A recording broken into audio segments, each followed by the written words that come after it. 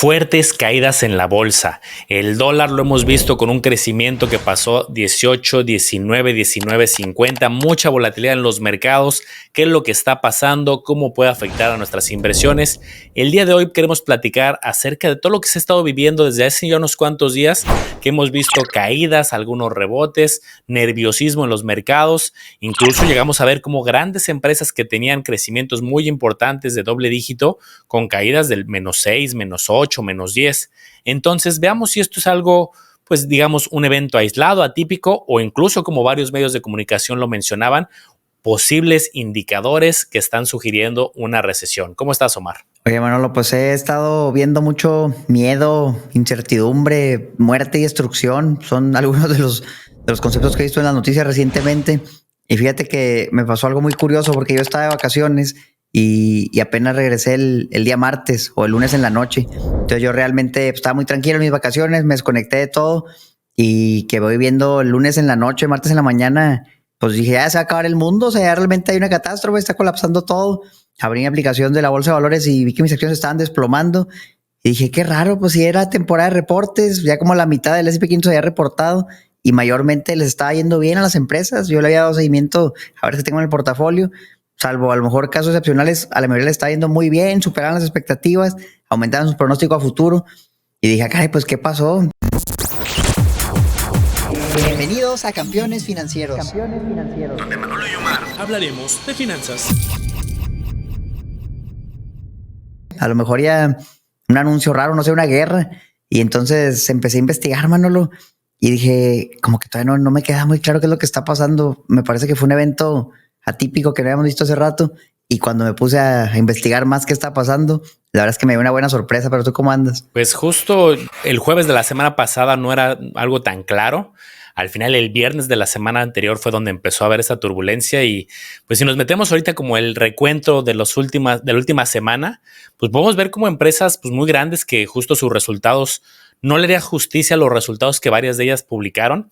Un -13 por acá en Amazon al momento de que grabamos este video, casi un 15, -14.34 en el caso de Nvidia. Y realmente vemos el tablero pintado en su mayoría de rojo, cuando, ojo, venimos de un año, voy a poner de un año de la fecha que grabamos el video hacia atrás, pues el tablero se ve completamente diferente. Microsoft +21, Apple +17, Google +21, +14, +120 por acá, +153. Pero entonces cuando tenemos un mapa que se pinta de estos colores es que claramente hay algo que está pasando a nivel no solamente empresa, sino a nivel sector, a nivel economía. Bien, ahorita apuntaba Omar que cuando hay época de reportes, pues lo que se espera es que si tú hiciste una tesis y traes una visión de una empresa, pues es, oye, supera las expectativas, se quedó un poco corto y a lo mejor vemos temas aislados para bien o para mal. Eso suele pasar en cada época de reportes trimestrales. Pero sí, el viernes de la semana pasada y el lunes, creo que sí hubo demasiado caos. Que también, Omar, creo que en esta ocasión los medios sí fueron hubo demasiada alarma. La sentí incluso mayor a otros momentos fuertes de la economía, donde sí veíamos titulares de justamente, yo veía gente que no estaba relacionada al mundo financiero y hablando, oigan, es que se estaba desplomando, esto ya está una recesión, y yo decía, oye, pues qué indicadores están viendo. Obviamente hay muchas cosas que vamos a platicar el día de hoy que hay que darle seguimiento y observar, pero incluso al día que grabamos hoy, algunas vemos cierta corrección. Habrá que ir platicando y viendo qué tenemos en el radar. Lo vamos a ir viendo, mano, a lo largo de este video. Mira, estos son algunos de los titulares que veía el lunes en las noticias de Estados Unidos. El Dow cae, el S&P 500 tuvo el peor día desde el 2022 en una venta masiva global de los mercados. Ya que ya te decía algo masivo global, no algo de una sola acción. Ya hablaban sobre cómo el lunes el Dow había bajado 2.6%, el Nasdaq había bajado 3.43% y el S&P 500 un 3% en un día, que sí es bastante. La verdad no es muy común ver caídas tan pronunciadas, sobre todo en el S&P 500. Ya más del 2% es pocas las veces que se ve, por eso desde el 2021 no se ha visto algo así.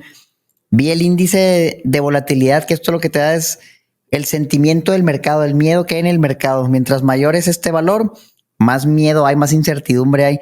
Y fíjense cómo esta gráfica, aquí lo estoy poniendo de un año, se ve bien atípica, ¿no? Se veía como entre los 20, bajaba a los 12, ahí se mantenía entre ese rango de 12, 20, y de repente, si le hacemos un zoom, por ejemplo, el último mes, un subidón, no sé bien claro, llegó hasta justamente el lunes un 38. que si buscamos cuándo estuvo en 38, por ejemplo, si vamos un año atrás, pues no se ve ni cerca. 5 años atrás, mira por aquí justamente en la pandemia, pues subió hasta 65 y sabemos que la pandemia pues, fue un evento muy grave, que sí tardó un rato en recuperarse, ni tanto a lo mejor como debe haber tardado, pero fue algo que tuvo un impacto muy relevante en la economía. Y entonces ya veíamos niveles cercanos, por ejemplo aquí al 30, cuando empezó la pandemia en marzo, dije, no, pues ya, esto ya va a ser el fin del mundo, está subiendo bastante, nos vamos más para atrás todavía. Y bueno, pues a lo mejor ahí en 2011 estaban valores similares, 30, 40, crisis inmobiliaria 2008-2009, aquí sí, arriba de los 60, como que más o menos coincidieron cuando este indicador de volatilidad es muy, muy alto, algo pasó en la historia. Y entonces lo vemos ahorita muy, muy alto y la pregunta sería, ¿algo pasó o algo va a pasar? Vemos, por ejemplo, el tipo de cambio, bueno, lo que bien comentabas ahorita. Si nos vamos, por ejemplo, a un año, pues llegamos a estar hace meses, en abril, cercano a los 16 pesos. Y mira qué feo se ve esta subidón en un año muy, muy abrupta. Nos hacemos un zoom, por ejemplo, a un mes. Todavía hace un mes estábamos a 17 pesos con 60 centavos. Y justamente, mira, el lunes entraba en 19.20, al día siguiente 19.60. Si le hacemos todavía un zoom más pronunciado, se puede ver que en su momento estuvo casi en los 20 pesos, 19.92, y ahorita andan 19.25. Entonces como que se empieza a ver un peso que era muy fuerte, que llevaba ya rato muy fuerte, que había estado apreciándose contra el dólar, y de repente en un salteamiento todo cambia, la volatilidad sube, las noticias empiezan a hablar de que la bolsa se desploma, el dólar se deprecia muy considerablemente. Pero pues, ¿qué pasó, Manolo? Justo creo que vale la pena, ahorita que estamos hablando de tipo de cambio, voy a poner otro tipo de cambio aquí en la pantalla, que alguien diría, oye Manolo, pues, ¿qué tiene que ver esto? ¿Por qué nos estás hablando de tema de Japón? Pues justo si alguien ya empezó a leer las noticias, va a ver que hay muchos de ellos, de estos titulares, que citan a Japón.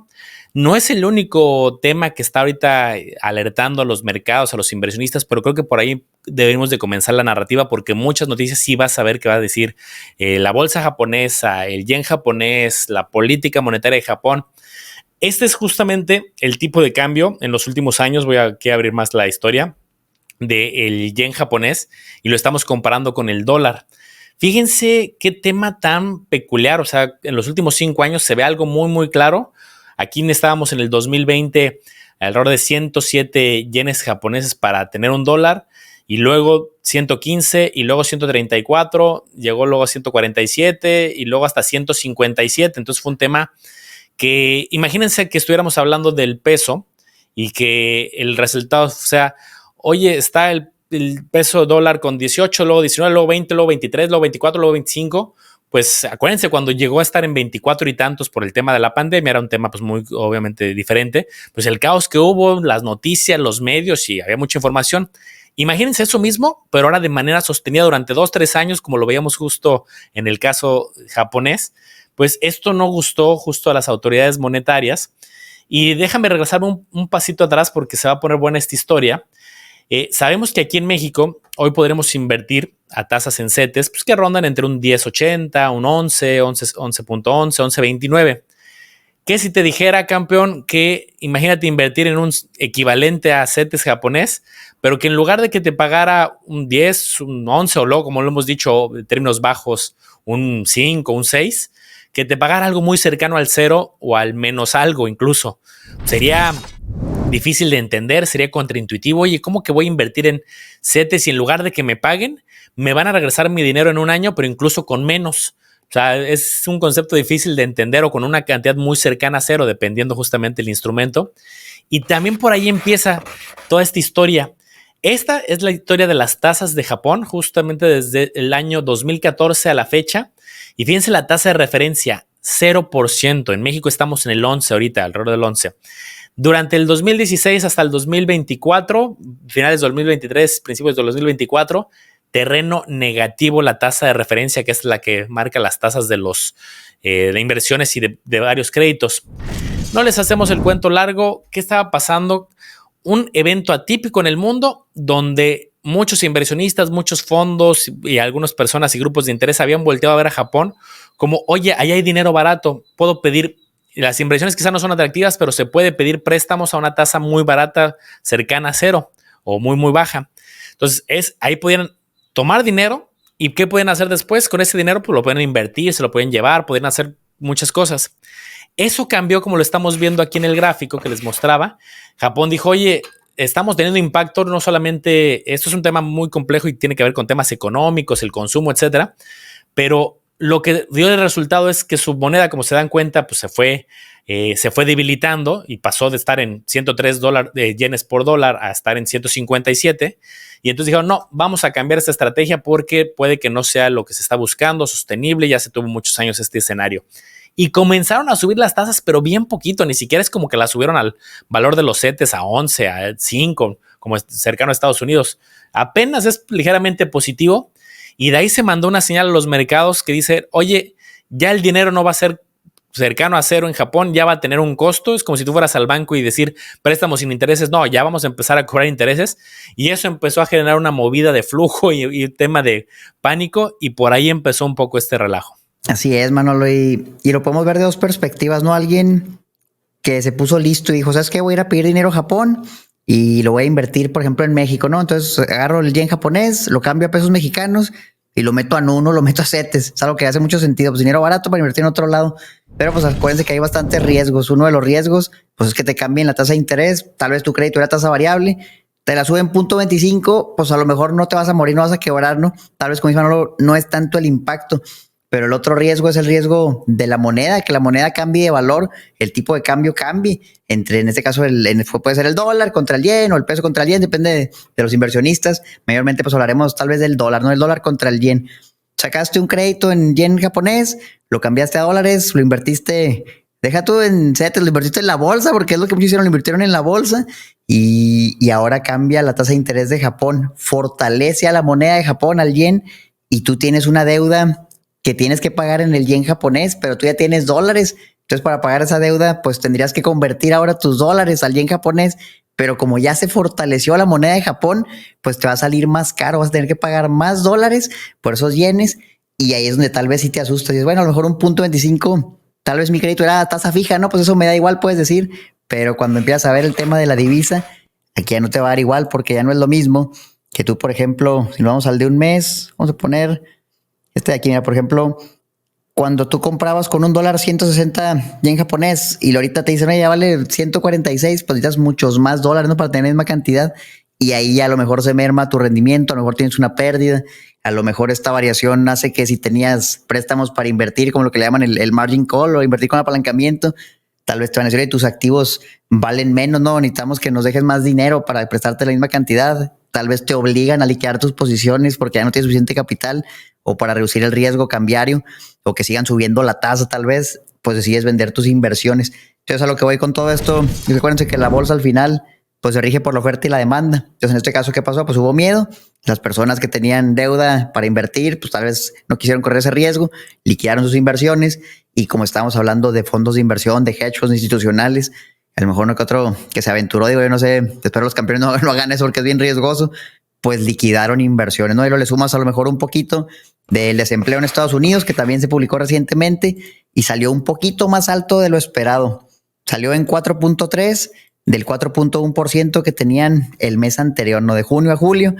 No es mucho, la verdad, o sea, no es para que veas esto y digas, oye, ya todos están desempleados, ya va a quebrar el país. Pues la verdad es que no, todavía es algo muy, muy sano, pero pues sí puede ser un indicador de que hay más desempleo, no hay más desempleo, y acuérdense que el desempleo pues eventualmente termina en una recesión, y bueno, pues todo eso combinado no lo hizo que la bomba explotara, pero creo que sí, por lo menos desde mi punto de vista, no fue tanto por los fundamentales de las empresas, porque imagínense que ustedes tenían una acción, o por ejemplo la acción de Nvidia, y ese día la acción de Nvidia bajó como 10%, 12%, y Nvidia pues era la misma empresa antes de que se hiciera este anuncio, que de hecho lo de Japón se anunció de la semana pasada, o sea, ni siquiera fue el lunes, pero pues el día lunes cuando se vio todo reflejado en la bolsa.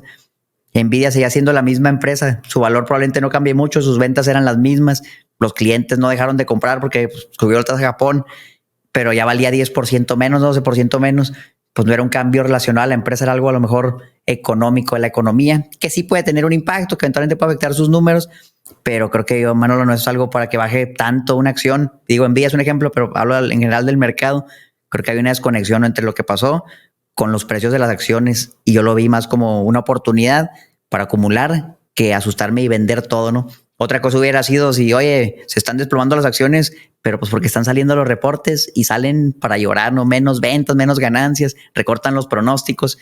Ahí sí pasa, digo, y también ha pasado ahorita en algunas acciones, pero no en todas.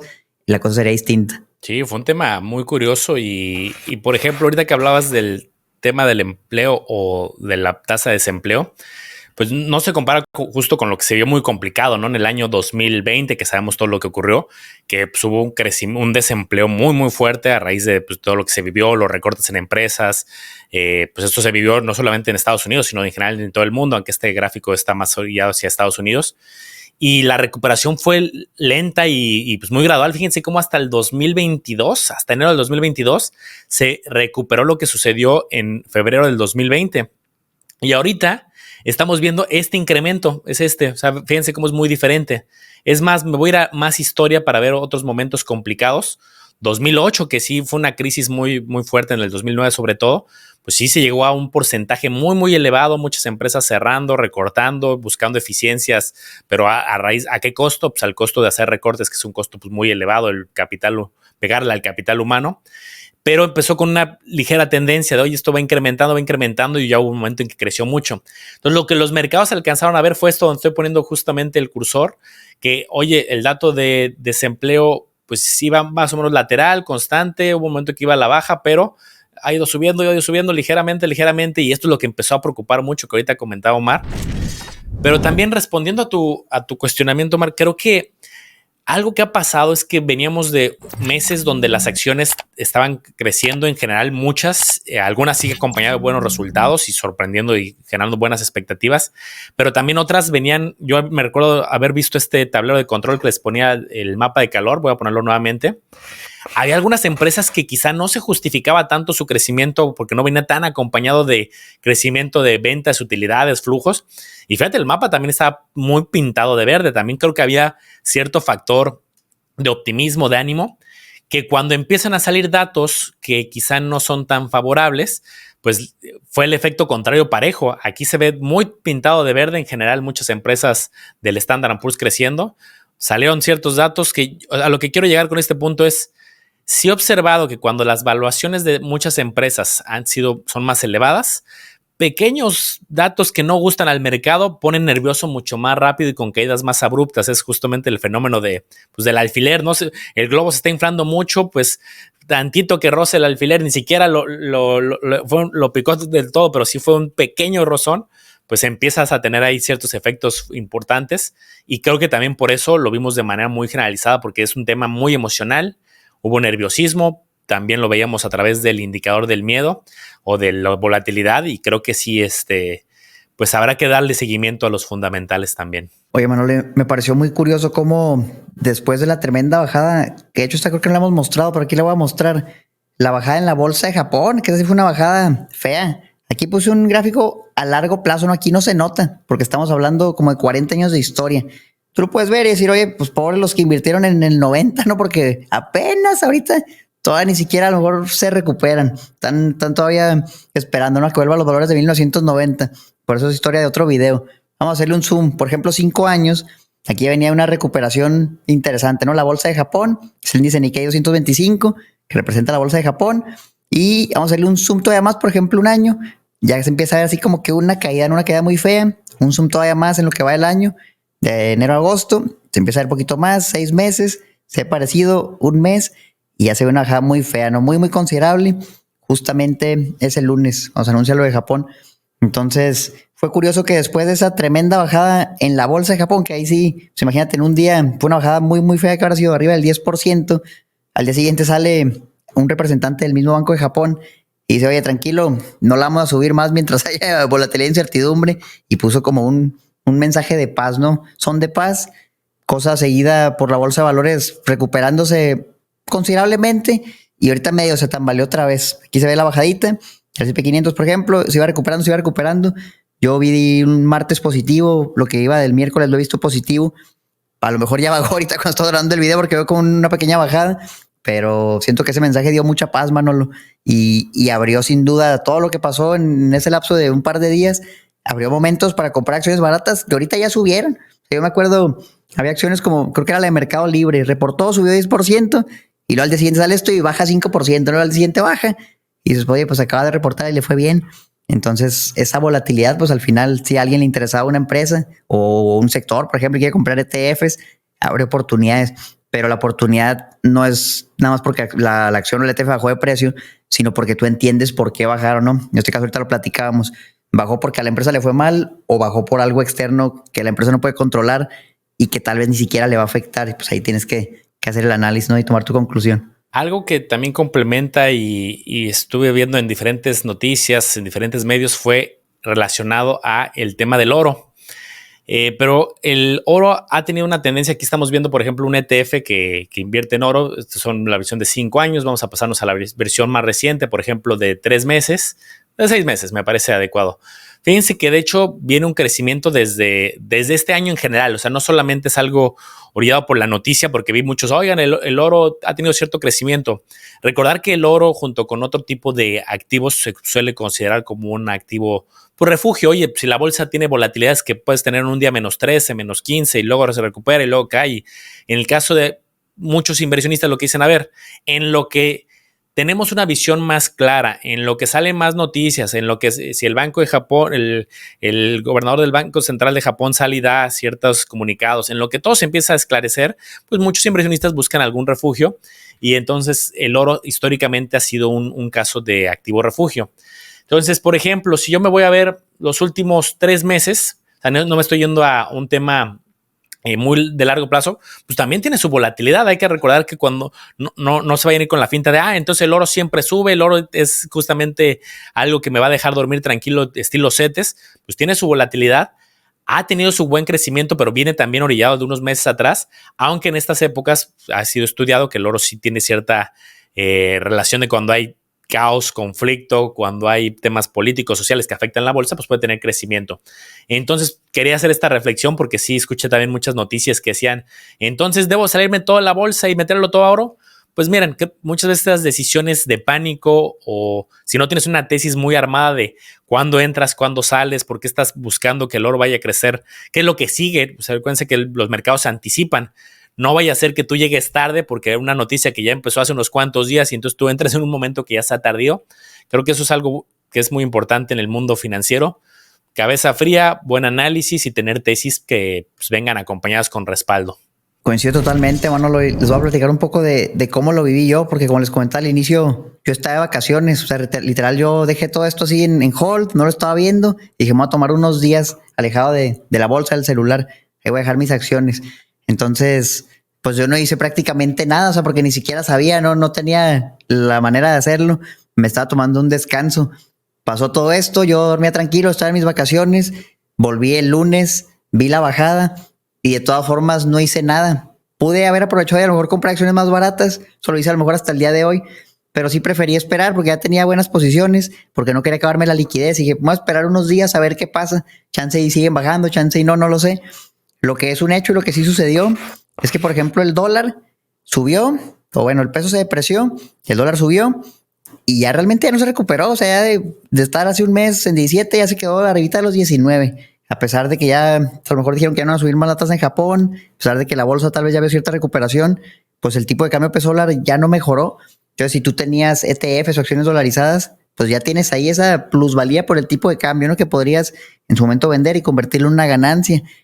Las acciones medio se han recuperado estos días. Y entonces al final, mano, lo que me dio mucha risa es yo, no sé si fue el lunes por la tarde o el martes por la mañana, creo que fue el martes por la mañana, veía mi portafolio y dije, uy, pues bajó tanto la bolsa, pues ya seguro bajó muchísimo mi portafolio. Y entonces cuando lo chequé, me di cuenta que con todo lo que subió el tipo de cambio, pues realmente mis acciones ni habían bajado, o sea, era muy mínima a lo mejor la bajada que había, que ya en estos días mis acciones en pesos estoy hablando, con lo que se recuperó la bolsa, pues ya estoy en ganancia, ¿no? A pesar de el día más horrible desde el 2022 en el S&P 500, ni lo sentimos desde acá. Y fue simplemente no haciendo nada. O sea, no hice nada, no agarré un truco, no metí una técnica secreta para invertir, nada más me esperé. Creo que eso es un mensaje muy valioso. A veces lo mejor es no hacer nada, porque cuando tú decides no hacer algo, ya estás decidiendo algo, estás tomando una decisión, aunque no lo sepas, y eso también puede tener un impacto. Eso va mucho del mensaje de largo plazo, de invertir con los números y no con las noticias. Y entonces, no haciendo nada, me terminó yendo bien. Si alguien tal vez compró acciones porque vio oportunidad, también le fue bien.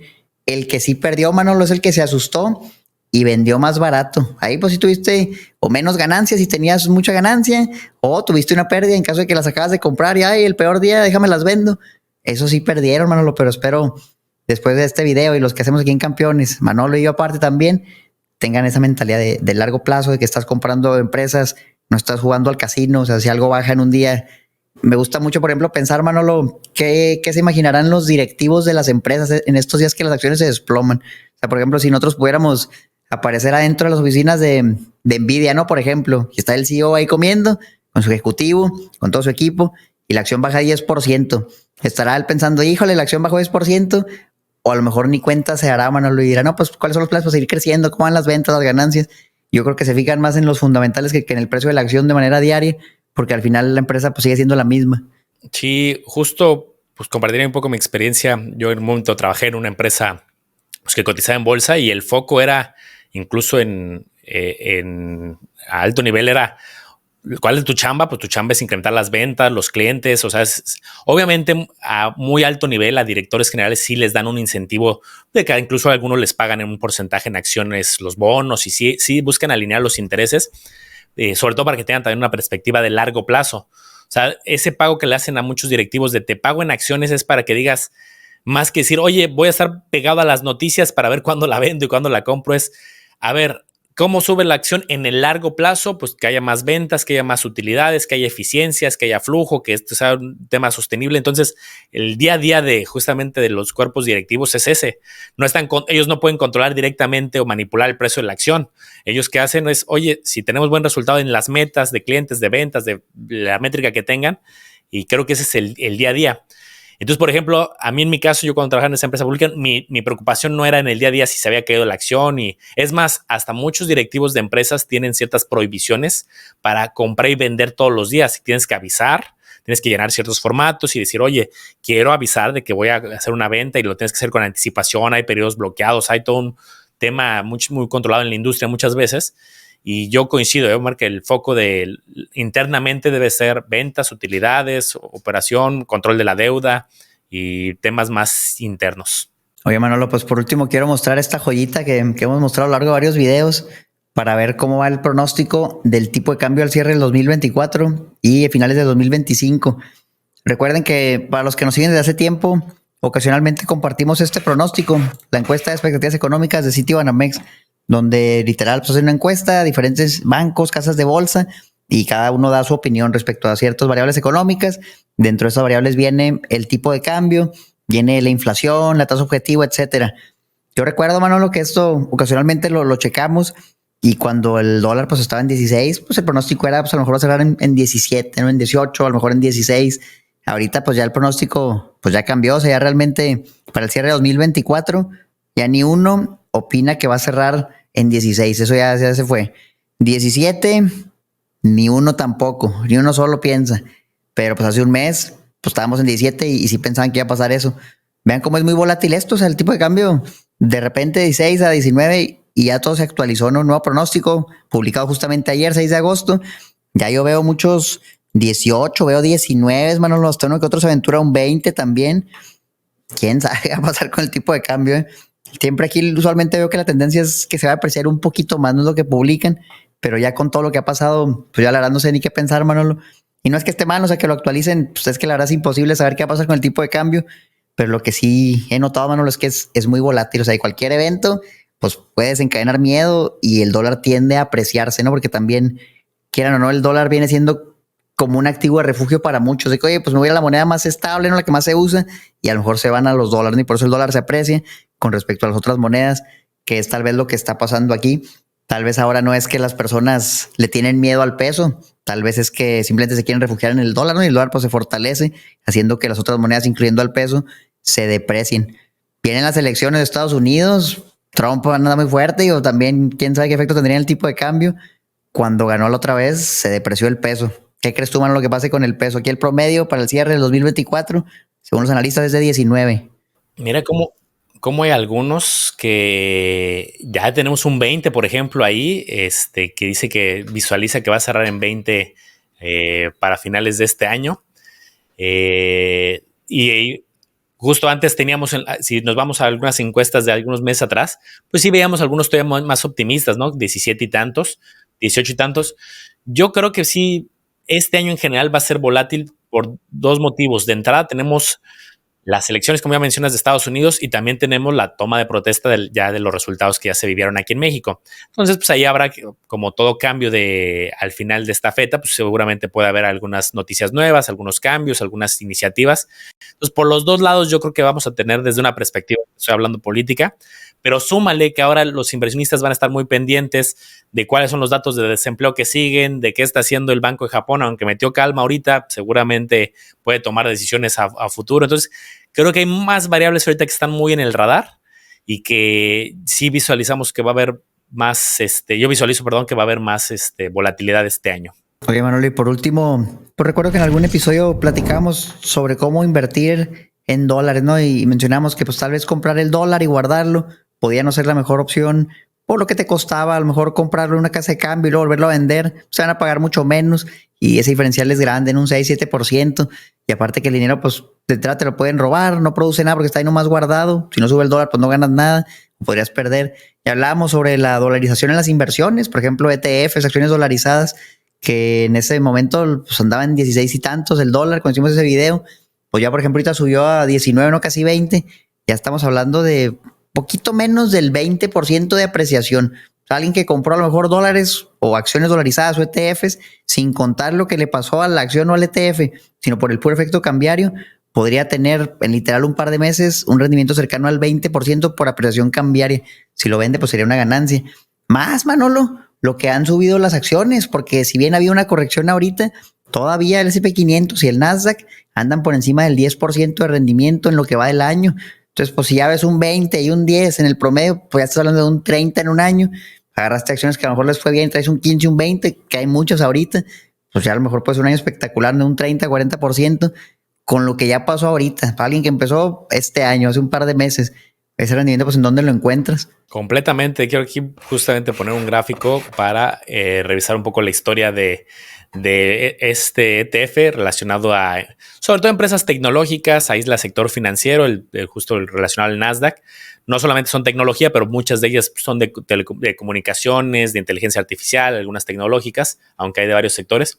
Pues en un año de hoy que grabamos el video en principios de agosto hacia atrás, son un 17%. Oye, sí, pero fue un año muy atípico. Bueno, pues vámonos justamente a un periodo de 5 años, pues el acumulado cerca del 136 y ya en términos promedio, pues es bastante bueno. Pero claro, esto se hace con visión, con análisis, con tiempo. Si tratamos de actuar por la noticia que salió, pues normalmente ya llegas, como lo mencionaba hace unos momentos, tarde. Y ahora rápido, métete a oro. Y ahora rápido, entonces cayó tantito y me meto más. Sé que hay técnicas también cortoplacistas, que hay que aprovechar los movimientos y se vale. Obviamente si tienes el conocimiento para desarrollar esas técnicas, pero pues justo el largo plazo y la preparación muchas veces da buenos resultados. Sí, yo recuerdo por ahí en redes sociales alguien ponía un comentario en un grupo, no me acuerdo si era el grupo que tenemos en el Diploma de Campeones o tal vez alguno en redes sociales, y yo me acuerdo que yo también comentaba después de que vi todo eso el lunes en la noche o más bien el martes en la mañana, había mucho miedo, ¿no? O sea, tú en esas redes y había mucho miedo, muchas personas que decían, oye, pues ya vendo, estoy asustado, mi dinero bajó, y es algo normal, ¿no? Pero justamente con lo que decía Manolo, o sea, la idea no es andar ahí cazando, de que ahorita me salgo, ahorita entro, porque es difícil atinarle, se puede, pero es bien difícil, y en el largo plazo pues ya vieron que el resultado puede ser muy bueno, literal sin hacer nada, nada más comprando, acumulando, esperando, y entonces yo creo que esa persona sí vendió, Manolo, sí vendió, y luego pues ya van 2 días que se ha recuperado las acciones, que el tipo de cambio ya no bajó, o sea, pues a lo mejor ya tuviste un costo de oportunidad grande, porque tal vez ya no las puedas comprar más baratas, ¿no? Y la persona decía, no, es que tienes que ser millonario para irte a largo plazo, pero si tienes poco capital hay que saber cobrar las ganancias. Pues no sé, digo, cada quien tiene su tesis, pero sí creo que por lo menos aquí hablamos mucho del largo plazo, que es lo que Manolo y yo hacemos, lo que a mí me funcionó bien, a Manolo espero que también. Y bueno, Manolo, pues hablando de todo esto, si alguien dice, quiero invertir en el largo plazo, me gusta eso de los ETFs, me gusta eso de las acciones, pero no sé cómo y quiero aprender, pues acuérdense que tenemos un diplomado muy completo. Cuando digo muy completo me refiero como a 42 horas, ya lo medimos en total, ya lo acabamos de publicar. Son como 42, 43 horas de contenido pregrabado para ustedes, más un montón de horas de en vivos mensuales, porque ya van varios acumulados y cada mes se sigue haciendo otro. Y dentro de ese diplomado, Manolo, pues hay temas muy robustos, justo de la bolsa de valores, de ETFs y de acciones. Entonces, si dices, oye, se me pasó el tren y yo quería invertir en algo en dólares, pero pues no sabía cómo, ya subí de 16 a 20 y siento que se me fue la oportunidad, pues bueno, digo, habrá otra vez volatilidad en el futuro, tal vez en el futuro suba, tal vez no, pero que sepas que hay herramientas para hacerlo y en el diplomado las cubrimos, ETFs, acciones, más un montón de otros temas, digo, que si te interesa CETES, OFIPOS, bancos, la literal inversiones reguladas en México, este diplomado cubre la gran mayoría de las que se usan, las que dan buenos resultados y pues ahí está, Manolo, hasta les vamos a dar un 10% de descuento, por ahí les ponemos un código, te ha regalado el precio y todavía con más descuento. Yo creo que ya no hay pretexto para aprender a invertir, Manolo. Sí, la verdad es que gracias a los que ya se unieron a este diplomado, lo han ido calificando bastante bien. Estos son calificaciones genuinas de estudiantes que tenemos. Creo que es un grupo que se está armando muy bueno porque como tenemos un acceso ahí a un chat donde las personas pueden interactuar, compartimos nosotros noticias, compartimos información, pero también entre ustedes pueden interactuar. Se pone bueno porque es vitalicio. Tienes las clases, tienes el grupo, tienes además los en vivos y creo que está bastante robusto. Aquí les dejamos en pantalla donde se pueden inscribir, pero es campeonesfinancieros.com/diplomado y con eso encuentran, aquí lo tienen en pantalla. Ahí está todo, el temario, la inscripción, ahí tienen toda la información para poder unirse a esta modelo de aprendizaje bastante robusto. Pues ¿cómo la ves, Manolo? Vamos a cerrar este video, yo creo que recalcando eso, el mensaje de paz, de tener paciencia, de no tomar decisiones abruptas y en el largo plazo el resultado histórico nos ha dicho que funcione y que termina siendo positivo comprando índices, ETFs o buenas acciones. La acción es más riesgoso, pero también se cubre. El diplomado para que sepan cómo hacerlo paso a paso.